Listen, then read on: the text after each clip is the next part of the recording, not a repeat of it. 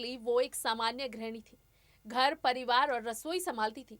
लेकिन एक बार जब उसने घर की देरी लांघी तो सीधे मुख्यमंत्री पद की शपथ लेने राजभवन पहुंची और रातों रात ये बदलाव 25 जुलाई 1997 को हुआ। उस दिन इस गृहिणी ने जब सीएम पद की शपथ लेने के लिए राजभवन का रुख किया तो सभी चकित रह गए। सीएम की कुर्सी पर बैठने वाली बिहार की ये महिला कोई और नहीं बल्कि लालू प्रसाद यादव की पत्नी राबड़ी देवी है। नमस्कार, मैं हूं मीनाक्षी गुप्ता और आप देख रहे हैं एसपीएन 9 न्यूज। स्वागत है आपका हमारे खास कार्यक्रम सियासी सफर में, जहां हम बात करेंगे लालू यादव की पत्नी राबड़ी देवी के किचन से निकलकर सीधे राजभवन पहुंचने तक के सफर की।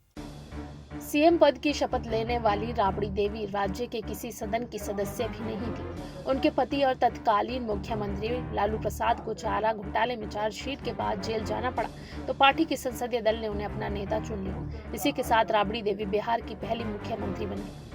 बाद में पार्टी ने विधान परिषद के लिए नामित किया। राबड़ी देवी की राजनीति में कोई रुचि नहीं थी। सत्ता पाने के लिए उन्होंने संघर्ष भी नहीं किया। तब उनकी बड़ी पहचान यही थी कि उस जमाने में बिहार के सबसे मजबूत नेता लालू प्रसाद की वो पत्नी थी। शुरुआत में तो वो लालू प्रसाद के इशारे पर ही सत्ता का संचालन करती थी, लेकिन बाद में वो राजनीति रंग में ऐसी डूबी कि लालू प्रसाद उनकी सलाह के बिना एक कदम नहीं रखते। लिहाजा पार्टी से जुड़े फैसलों में अब भी उनका बड़ा हस्तक्षेप है। राबड़ी देवी को सीएम की कुर्सी पति लालू से विरासत में मिली थी, जिस पर उन्होंने पूरे 3 साल तक राज किया। विरासत में मिली मुख्यमंत्री की कुर्सी पर वो 3 बार बैठी। बिहार में जनता दल और बाद में आरजेडी के 15 साल के शासनकाल में 8 साल तक वही मुख्यमंत्री रही। लालू प्रसाद को 7 साल तक सीएम रहने का मौका मिला। राबड़ी देवी का पहला कार्यकाल सिर्फ 2 साल का रहा। दूसरी बार वो 9 मार्च 1999 और तीसरी बार 11 मार्च 2000 को मुख्यमंत्री पद के लिए चुनी गई। राबड़ी देवी ने पति के जेल जाने के बाद उनकी राजनीतिक विरासत को संभाल तो लिया था, लेकिन लालू के बिना राजनीति में वो बहुत खास नहीं कर पाई। उन्होंने महज एक चुनाव जीता।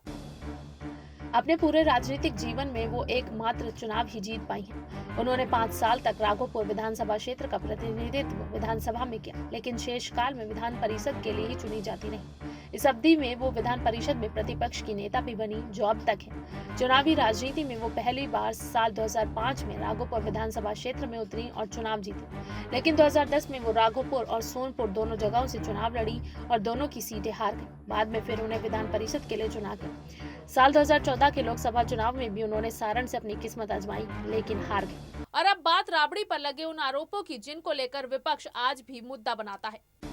बिहार की मुख्यमंत्री रहते हुए उन पर दफ्तर न जाने और विधानसभा में सवालों का जवाब न देने का आरोप लगता रहा है। उनके मुख्यमंत्रित्व काल में ही उनके 2 भाइयों साधु यादव और सुभाष यादव का सत्ता में बड़ा हस्तक्षेप था। उस दौरान राज्य में घटी आपराधिक घटनाओं से लालू राज पर बदनामी का जो लेप चढ़ा वो आज तक मिटा नहीं है। विरोधी उस दौर को आज भी मुद्दा बनाते हैं। राबड़ी देवी ने अपने अमर्यादित बयानों को लेकर भी खूब सुर्खियां बटोरी, जिसे लेकर उनकी खूब किरकिरी भी हुई। 15वीं लोकसभा के लिए हो रहे उपचुनाव के दौरान एक आम सभा में राबड़ी देवी ने मुख्यमंत्री नीतीश कुमार और जनता जेडीयू के तत्कालीन प्रदेश अध्यक्ष ललन सिंह के खिलाफ अमर्यादित टिप्पणी की। मीडिया में इसको लेकर उनकी खूब किरकिरी हुई। इसके बाद ललन सिंह ने पटना कोर्ट में राबड़ी देवी के खिलाफ 13 अप्रैल 2009 को मानहानि का मुकदमा दायर किया। राबड़ी के खिलाफ आदर्श चुनावी आचार संहिता के उल्लंघन का आरोप भी लगा। और अब एक नजर राबड़ी देवी के पारिवारिक जीवन पर। राबड़ी देवी का जन्म 1 जनवरी 1956 गोपालगंज के शिव प्रसाद चौधरी के घर हुआ था। उन्होंने 8वीं कक्षा तक स्कूली शिक्षा हासिल की है। 17 साल की उम्र में उनका विवाह सन 1973 में लालू प्रसाद यादव के साथ हुआ। अपने पति लालू प्रसाद से वो 11 साल छोटी हैं। उनके पिता समृद्ध व्यक्ति थे और लालू प्रसाद गरीब परिवार के युवक थे, लेकिन राबड़ी देवी के पिता की इच्छा थी पढ़े लिखे युवक से शादी करने की। लिहाजा चाचा के विरोध के बाद भी लालू और राबड़ी देवी परिणय सूत्र में बन गए। उनकी 7 बेटियां और 2 बेटे हैं। खाना बनाने का उनका पुराना शौक है, लेकिन उन्हें सादा खाना ही पसंद है। धर्म में भी उनकी पूरी आस्था है। 2 साल पहले तक वो हर साल छठ खुद करती थी। चलिए अब इस कार्यक्रम में हम आपको आगे बताते हैं कितनी संपत्ति की मालकिन है राबड़ी देवी। बिहार की पूर्व मुख्यमंत्री राबड़ी देवी अपने पति और पूर्व मुख्यमंत्री लालू प्रसाद यादव से ज्यादा संपत्ति की मालकिन है। विधान परिषद चुनावों के लिए नामांकन के वक्त सौंपे चुनावी हलफनामे में उन्होंने जो विवरण दिया उससे यह खुलासा हुआ। चुनावी हलफनामे में चल अचल संपत्ति का विवरण दिया गया है। इसके मुताबिक राबड़ी देवी के पास कुल लगभग 10 करोड़ की अचल संपत्ति है, जबकि उनके पति के पास 1.18 करोड़ की अचल संपत्ति है। राबड़ी के हलफनामे के मुताबिक उनकी कर योग्य आमदनी साल 2017 में करीब 42.32 लाख थी, जबकि उनके पति की आमदनी 19.68 लाख करोड़ रुपए थी। जबकि उनके पति की आमदनी 19.68 लाख रुपए थी। राबड़ी देवी ने अपना पेशा, व्यवसाय और सामाजिक कार्य दिखाया। राबड़ी ने लारा प्रोजेक्ट में 1.81 करोड़ का निवेश किया है। राबड़ी के पास अन्य कंपनियों में करीब 12.55 लाख रुपए मूल्य के शेयर भी हैं। हलफनामे के मुताबिक राबड़ी खटाल भी चलाती हैं, जिनमें 60 गाय और बछड़े हैं। राबड़ी के पास कोई वाहन नहीं है, जबकि लालू के पास एक मारुति 800 कार है।